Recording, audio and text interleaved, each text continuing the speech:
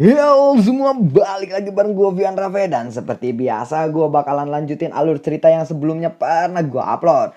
Dan di video kali ini gue bakalan lanjutin alur session 7, 8, dan 9 nya ya. Dan buat kalian yang baru aja gabung di channel gue, kalian bisa cek channelnya, kalian bisa cek playlist di channelnya. Dan kalian bakalan temuin session-session sebelumnya yang pernah gue upload dan episode-episode sebelumnya secara berurutan di sana ya. Oke, tanpa banyak basa-basi lagi, yuk kita langsung cek this out aja alur ceritanya.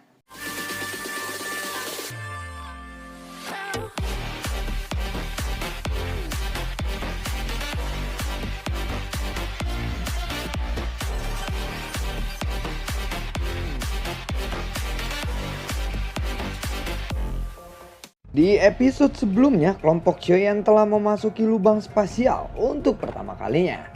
Ruangan di depan kelompok Xiaoyan menjadi hitam begitu mereka melangkah ke dalam lubang spasial itu. Terlihat terowongan hitam di depan mereka. Xinlan lalu berkata, "Kakak Xiaoyan, keluarkanlah kapal yang diberikan oleh leluhur klan Luo," ucap dari Xinlan. Xiaoyan lalu melambaikan tangannya. Kapal kayu pun muncul dan seketika berubah menjadi perahu besar. Xiaoyan memimpin melangkah ke perahu. Xinlan kembali berkata, "Ada titik masukan di kemudi kapal. Selama beberapa doki dituangkan ke dalamnya, itu akan membuat kapal ini terus terbang di ruangan ini," ucap dari Xinlan. Xiaoyan lalu berkata, "Apakah benda ini bisa dibawa keluar?" tanya dari Xiaoyan. "Tidak, kapal ini hanya bisa digunakan di dalam terowongan saja," ucap dari Xinlan. "Kalau begitu, kalian duduklah dengan tenang. Kita berangkat sekarang." Xiaoyan lalu melambaikan tangannya. Doki yang kuat melonjak memasuki titik masukan. Seluruh perahu bergetar dan akhirnya bergerak maju. Singkat cerita, sudah berhari-hari mereka melakukan perjalanan di terowongan. Dokter peri kecil mendekati Xiaoyan dan berkata, "Biarkan aku mengambil alih," ucap dari dokter peri kecil. Xiaoyan lalu bertanya, "Sudah berapa hari sejak kita memasuki terowongan ini?" tanya dari Xiaoyan. "Sudah 16 hari, ucap dari dokter peri kecil. "Saat ini kita telah mengumpulkan semua hal yang diperlukan untuk mengendalikan tubuh racun yang menyedihkan ini. Tetapi karena inti monster binatang kalajengking naga racun langit tingkat 6, kemungkinan itu tidak akan mencapai efek yang sempurna. Aku pikir lebih baik untuk mencari tingkat 7 demi keamanan," ucap dari Xiaoyan. "Ya, tidak masalah. Kamu yang memutuskan masalah ini," ucap dari dokter peri kecil. Xiaoyan lalu berkata, "Baiklah, sebagai teman aku benar-benar sangat peduli," ucap dari Xiaoyan. Mendengar itu dokter peri kecil lalu berkata, "Hanya teman ya?" Xiaoyan terkejut mendengar kata-kata dari dokter peri kecil. Tiba-tiba terdengar suara buar. Zian dan Xinlan segera keluar. Zian lalu berkata, "Apa yang telah terjadi?" tanya dari Zian.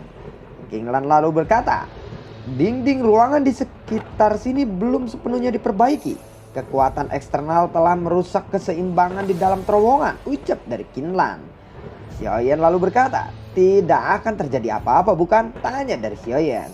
"Aku tidak yakin. Jika dinding di ruangan ini hilang, badai ruangan akan terjadi. Kita akan ditarik keluar ruang hampa oleh badai itu," ucap dari Xinlan. "Perlambat sedikit kecepatannya. Hati-hati dengan daya hisap dari luar dinding ruangan," ucap dari Xiaoyan. Doki agung melonjak keluar dari tubuh dokter peri kecil melilit perahu. Mereka pun melanjutkan perjalanannya.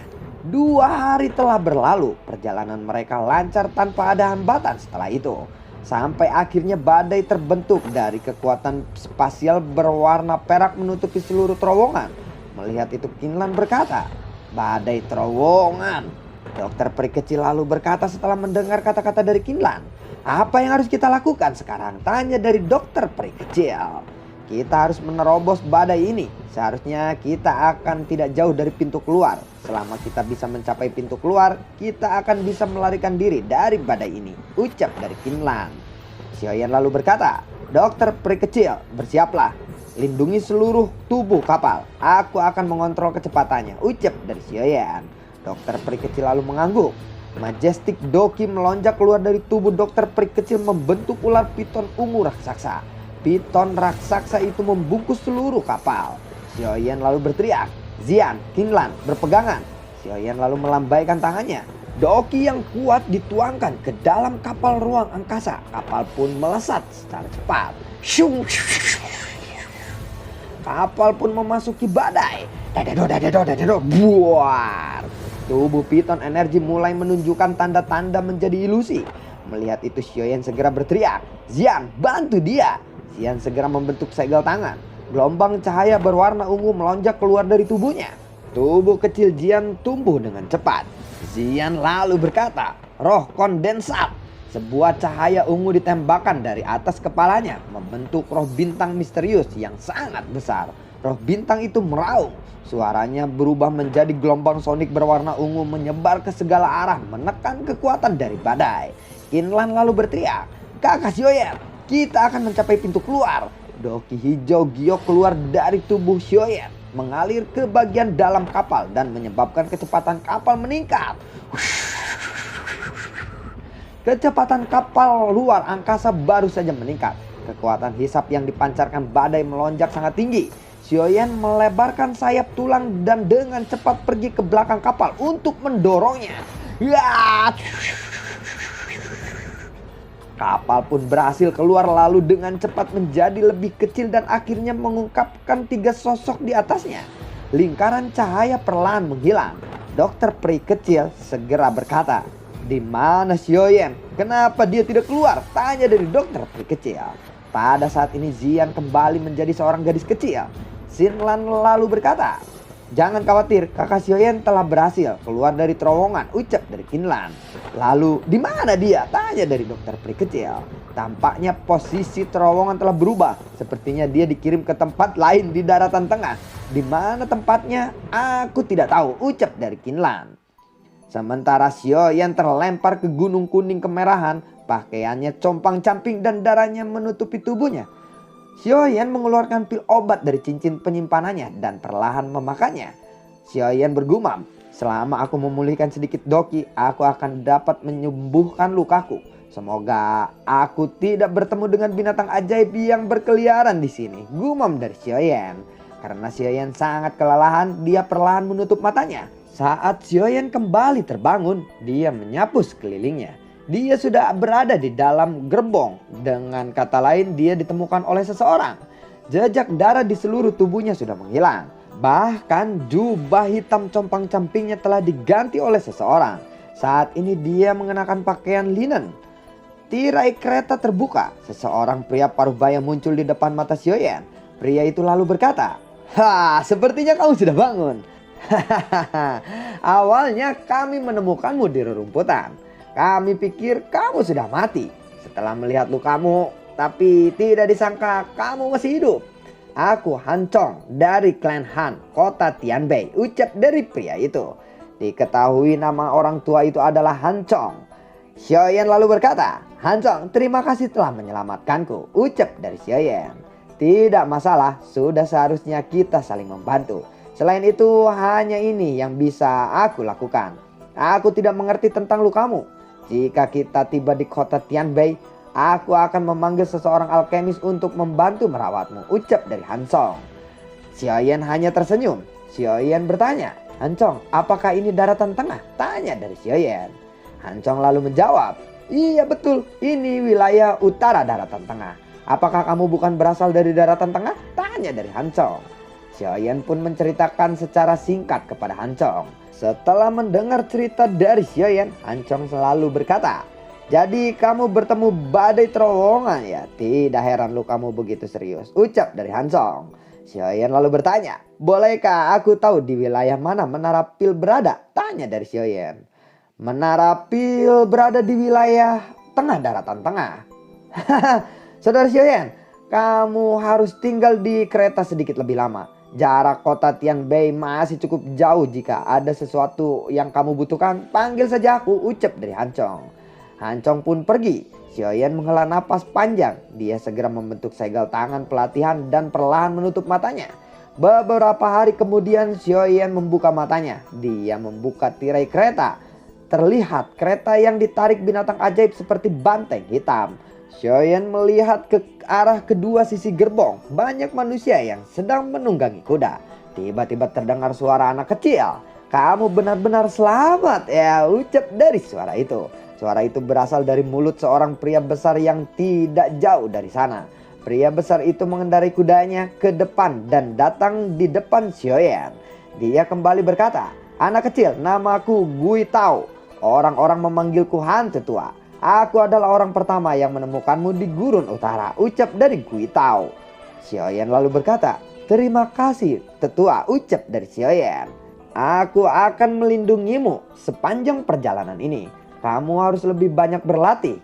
Jika kamu tidak memiliki kekuatan di daratan tengah, kamu akan dipandang rendah oleh orang lain," ucap dari Gui Tao. Tiba-tiba terdengar suara Hancong. "Gui Tao, jangan berbicara omong kosong," ucap dari Hancong. Kemudian dia mendekat dengan kudanya. "Sepertinya aku tidak mengatakan sesuatu yang salah, bukan?" ucap dari Gui Tao. Tatapan Hancong beralih kepada Xiaoyan. Dia lalu berkata, "Bagus Xiaoyan, meskipun kamu menderita luka serius, sepertinya itu kamu masih bisa bangun ya," ucap dari Hancong. Xiaoyan lalu tersenyum. Hancong melihat ke langit lalu segera berteriak, "Sepertinya sebentar lagi akan gelap. Nona muda bilang bersiap mendirikan kemah. Ku tahu kamu pimpin beberapa orang dan lihat apa ada tempat yang bagus di dekat sini. Liang ya, pimpin beberapa orang untuk berpatroli," ucap dari Hancong. Melihat itu jelas, Hancong memiliki posisi yang cukup tinggi di dalam company ini. Hancong tersenyum dan bertanya kepada Xiaoyan, "Apakah kamu bisa berjalan?" tanya dari Hancong. Xiaoyan mengangguk. Dia melompat turun dari kereta. Meskipun langkah kakinya sedikit terhuyung-huyung, dia masih berhasil menstabilkan dirinya. Melihat ini Hancong kembali berkata, "Sepertinya kamu masih perlu memulihkan diri," ucap dari Hancong. Setelah itu Hancong berbalik dan bersiap mengumpulkan orang untuk mendirikan kemah. Beberapa saat kemudian sudah banyak tenda berwarna putih berdiri. Pagar mengelilingi tenda dan bubuk obat pengusir serangga tersebar di luar pagar. Xiaoyan tidak melakukan banyak pekerjaan karena kondisi tubuhnya yang lemah. Dia berjalan ke suatu tempat di camp. Tatapannya perlahan menyapu sekelilingnya. Tatapannya berhenti di kereta yang jauh lebih mewah dibandingkan dengan yang lainnya. Ada aura yang telah mencapai bintang 3 Do Huang di dalam kereta itu. Krek! Pintu kereta lalu terbuka. Terlihat wanita muda cantik yang mengenakan pakaian ungu. Mata indah wanita itu perlahan menyapu perkemahan saat dia turun dari kereta. Tatapannya berhenti kepada Xiaoyan. Wanita itu segera mendekat dan berkata, "Kamu orang yang diselamatkan oleh Hancong kan?" ucap dari wanita itu. Xiaoyan lalu berkata, "Iya nona," ucap dari Xiaoyan. Wanita muda itu lalu berkata kembali, "Ada aturan dalam konvoi klan Hanku. Konvoi tidak akan membiarkan orang-orang bermalas-malasan. Karena kamu terluka, tidak masalah, tapi aku harap kamu tidak hanya duduk. Aku yakin kamu masih punya kekuatan untuk memasang pagar, bukan?" tanya dari wanita itu. Xiaoyan lalu mengangguk. Wanita itu kembali berkata, "Namaku Han Xue dan saat ini aku adalah orang yang mengelola konvoi ini. Kamu bisa mencariku jika kamu memiliki masalah. Ini adalah obat penyembuhan. Selain itu kita akan melewati wilayah luar iblis Qianmang. Kamu harus berhati-hati. Bersembunyilah di kereta dan jangan keluar," ucap dari Han Xue. Setelah mengatakan itu Han Xue berjalan ke tenda melewati Xiaoyan. Malam secara bertahap menutupi seluruh gurun. Xiaoyan duduk di samping tumpukan api. Tiba-tiba terdengar suara, "Xiaoyan, kemarilah. Minumlah sedikit untuk menghangatkan tubuhmu. Gurun itu sangat dingin." Suara itu ternyata berasal dari Hancong. Xiaoyan lalu berkata, "Terima kasih tetua Hancong." Setelah mengatakan itu Xiaoyan mengangkat gelas anggur dan menengguknya. Melihat itu beberapa penjaga klan berkata, "Teman kecil Xiaoyan, lumayan kamu masih memiliki jiwa seorang pria," ucap dari beberapa penjaga klan Han di sekitarnya. Baru saja Xiaoyan akan berbicara, tenda di tengah perkemahan tiba-tiba terbuka dan Han Xue berjalan keluar. Setelah itu dia duduk di samping api tidak jauh dari kelompok Xiaoyan. Xiaoyan menoleh dan menatap Han Xue. Hancong di samping Xiaoyan berkata, "Hehehe, kenapa? Apakah kamu jatuh cinta kepada nona muda itu?" ucap dari Hancong. Mendengar itu Xiaoyan tertawa dan menggelengkan kepalanya. Hancong kembali berkata, "Tidak perlu malu. Tidak ada yang bisa lolos dari pesona nona muda itu. Nona muda sudah menjadi dohuang elit di usia yang begitu muda. Nona muda memang orang yang baik. Meskipun dia sangat keras, dia memperlakukan kami sebagai penjaga dengan baik. Jika ada penjaga yang terluka parah dalam misi, dia akan meminta klan untuk membayar sejumlah uang untuk diberikan kepada kerabat penjaga itu, ucap dari Hancong. Tidak lama Han Yue berdiri dan berkata, mereka yang bertugas malam ini tidak boleh minum alkohol. Pusatkan perhatian kita saat melewati wilayah luar iblis Qianmang besok, ucap dari Han Yue. Setelah itu dia perlahan memasuki tendanya. Mendengar itu Hancong lalu berkata, sial, aku melupakan bajingan serakah itu. Baiklah, mari kita semua berhenti minum. Tingkatkan penjagaan malam ini, ucap dari Han Yue. Xiaoyan segera bertanya, apa itu ular iblis Qianmang? Tanya dari Xiaoyan. Hancong lalu menjawab, kita akan melewati Nangharai 10.000 ular. Tempat itu adalah wilayah ular iblis bernama Qianmang. Kekuatan orang itu baru saja mencapai kelas dohuang. Sebagai ular iblis, dia mampu mengendalikan semua peringkat ular racun. Seseorang harus membayar upeti yang mahal jika dia ingin melewatinya, ucap dari Hancong. Ular iblis kelas dohuang? Apakah ular itu memiliki kecerdasan dan tahu bagaimana cara menduduki suatu wilayah? Tanya dari Xiaoyan. Binatang ajaib peringkat 6 sebagian besar memiliki kecerdasan yang cukup tinggi. Terlebih lagi, Qianmang telah memakan pil transformasi iblis. Oleh karena itu, ia bisa lepas dari bentuk ularnya. Kecerdasannya juga lebih tinggi dari peringkat 6 binatang ajaib lainnya, ucap dari Hancong. Pil transformasi iblis? Apakah pil itu memungkinkan binatang ajaib untuk mengubah tubuhnya? Setauku hanya pil transformasi tubuh yang memiliki efek seperti itu, ucap dari Xiaoyan. Pil transformasi iblis memang mirip dengan pil transformasi tubuh, tetapi efeknya jauh lebih rendah daripada pil transformasi tubuh, ucap dari Hancong. Xiaoyan hanya menghela nafas lega setelah mendengar ini. Hancong kembali berkata, Xiaoyan, beristirahatlah. Aku masih harus memerintah yang lainnya untuk memperkuat pertahanan, ucap dari Hancong setelah dia berbalik dan berjalan menuju tenda. Xiaoyan berbalik dan kemudian ke tendanya sendiri. Xiaoyan mengeluarkan sebotol cairan obat yang digunakan saat berlatih di dunia magma. Setelah itu dia mengoleskannya ke seluruh tubuhnya. Dia duduk bersila dan memasuki kondisi pelatihannya. Keesokan harinya mata Xiaoyan terbuka. Setelah bangun, Xiaoyan keluar dari tenda dan membantu kelompok Hancong mengkremasi perkemahan. Tiba-tiba terdengar suara Han Yue di belakang Xiaoyan. Kamu harus terus berada di kereta, jangan keluar kali ini, ucap dari Han Yue. Tatapan Han Yue beralih ke orang-orang dan kembali berkata, ayo kita jalan. Konvoi pun kembali berjalan. Di perjalanan Xiaoyan hanya bersandar di jendela di dalam kereta. Tatapannya melihat ke arah penjaga dari klan Han. Suasana hari ini berbeda. Bahkan Gui Tao dan beberapa orang lainnya pada dasarnya sering bercanda sekarang memasang ekspresi yang serius. Xiaoyan lalu bergumam. Sepertinya ular iblis Qianmang memiliki reputasi yang cukup ganas di sini. Dia mampu membuat orang-orang ini sangat cemas, ucap dari Xiaoyan dalam hatinya. Xiaoyan merenung sejenak. Setelah itu dia duduk bersila menutup matanya dan mulai memulihkan diri. Setelah 2 jam perjalanan, kereta pun tiba-tiba berhenti. Xiaoyan lalu membuka matanya. Persepsi spiritual Xiaoyan merasakan detak jantung orang-orang menjadi lebih cepat. Tiba-tiba terdengar teriakan. Hancong, semuanya hati-hati, kita memasuki area Nangharai 10.000 ular. Gui Tao memimpin beberapa orang untuk menaburkan bubuk pengusir ular di sepanjang jalan, ucap dari Hancong. Gui Tao lalu menjawab, siap Pak. Hancong kembali berkata, ayo kita jalan. Kereta kembali bergerak. Suara Hancong kembali terdengar di samping kereta. Xiaoyan, jika sesuatu terjadi, aku ingin meminta sesuatu darimu. Cobalah yang terbaik untuk membawa nona muda pergi, ucap dari Hancong. Xiaoyan lalu berkata, seharusnya tidak akan terjadi apa-apa bukan? Qianmang itu hanya menginginkan upeti. Bukankah semua akan baik-baik saja jika kamu memberinya upeti? Tanya dari Xiaoyan. Jika nona muda tidak ada, kemungkinan hanya dengan membayar upeti masalahnya akan selesai. Tetapi ular bajingan itu sangat serakah, apalagi bertemu dengan seorang wanita cantik, ucap dari Hancong. Hancong, percayalah, tidak akan ada sesuatu yang terjadi, ucap dari Xiaoyan. Hancong menghela nafas dan mengangguk. Setelah itu dia segera ke depan melanjutkan penjagaan. Beberapa menit kemudian mereka melewati bagian tengah Nangrai. Pintu keluar Nangrai samar-samar terlihat. Tiba-tiba 10 Nangrai langsung bergetar. Pohon-pohon di sekitaran runtuh.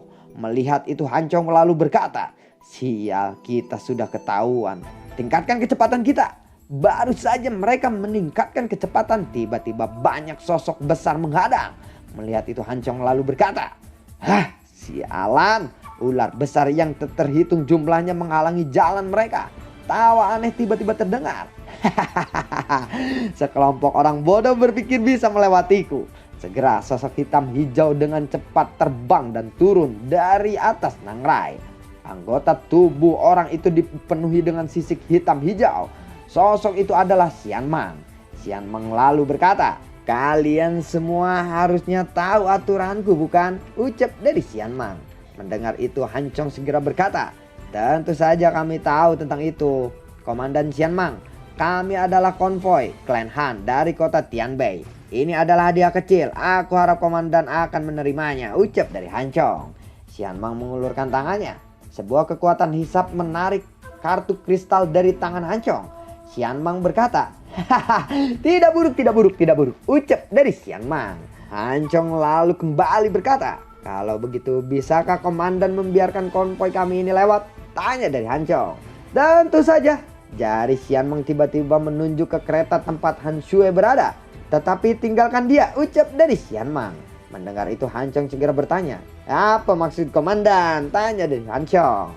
Xian Mang mengabaikan perkataan dari Hancong. Xian Mang lalu berkata, "Hehehe, gadis kecil, tidak perlu bersembunyi. Aku mencium wewangian pada tubuhmu dari jarak yang sangat jauh. Karena itu keluarlah kali ini," ucap dari Xian Mang. Tiba-tiba atap kereta Han Shui pecah. Buar! Han Shui muncul, tangannya mengepal. Sebuah pedang panjang muncul. Dia segera mengepakkan sayap doki di punggungnya dan menyerang ke arah Xian Mang. Pilar doki berwarna hijau giok melesat keluar dari tubuh Xian Mang dan akhirnya menabrak pedang panjang Han Shui. Buar! Ting! Pedang panjang Han Shui seketika hancur.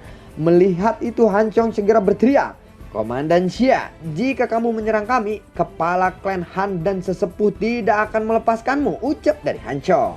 Mendengar itu Xian Mang berkata, "Klan Han ya, apa yang bisa mereka lakukan padaku? Aku selalu bisa melarikan diri jika aku tidak bisa mengalahkan mereka. Selain itu, selama aku membunuh kalian semua di sini, maka tidak akan ada orang yang tahu." ucap dari Xian Mang.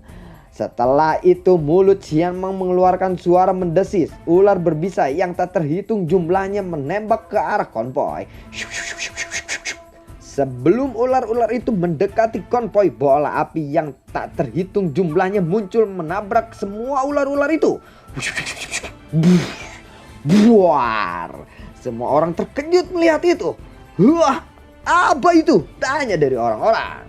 Lalu bagaimanakah kelanjutan ceritanya? Nantikan konten gua berikutnya dan semoga kalian terhibur. Dan ya, gua bakal usahain untuk upload banyak dah, insya Allah. Cuman ya karena sesuatu kondisi mungkin ya kru jadi agak nggak stabil gitu ya. Tapi gua usahain konsisten upload ya. Terima kasih banyak buat kalian yang selalu mendukung channel ini dari awal hingga akhir. Dan terima kasih banyak juga buat kalian yang sudah mendonasikan sedikit rezekinya lewat link Saweria di bawah kolom deskripsi. Semoga sehat selalu buat kalian. Dan bagi kalian yang suka akan konten gua, kalian bisa like, share, dan bagi-bagikan ke teman-teman kalian atau grup BTTH lainnya. Dan terima kasih, sampai jumpa. Assalamualaikum.